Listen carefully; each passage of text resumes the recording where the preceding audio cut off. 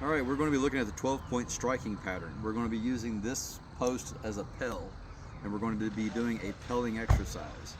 The 12-point striking pattern goes off the shape of a person, and what we're going to do is we're going to number them.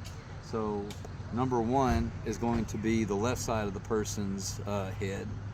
2 is going to be the right side of the person's head.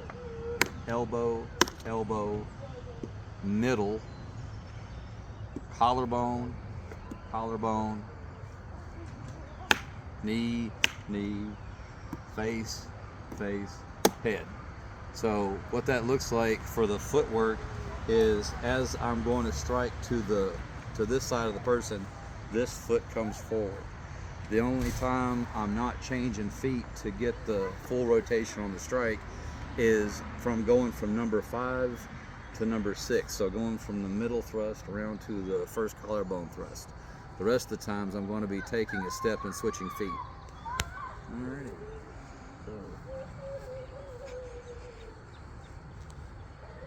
1, 2, 3, 4, 5, 6, 7, 8, 9, 10, 11, 12.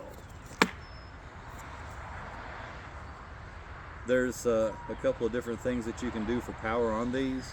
One of the things that I do as I step in is I plant the foot like so that I give an extra turn to be able to strike the target hard. Another thing is rotation at the waist. You want to try to launch the stick out as you're rotating so that the blow is not quite telegraphed. In other words, if the stick is not in motion, don't do the turn yet.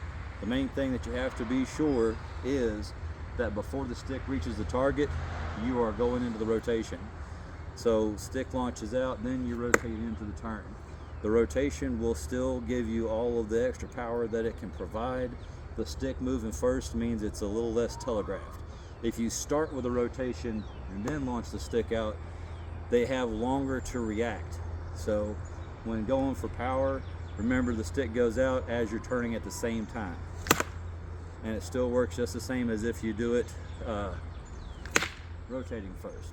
You can hear the difference. You can hear that there's no difference between how hard the stick hits the Pell versus. All right.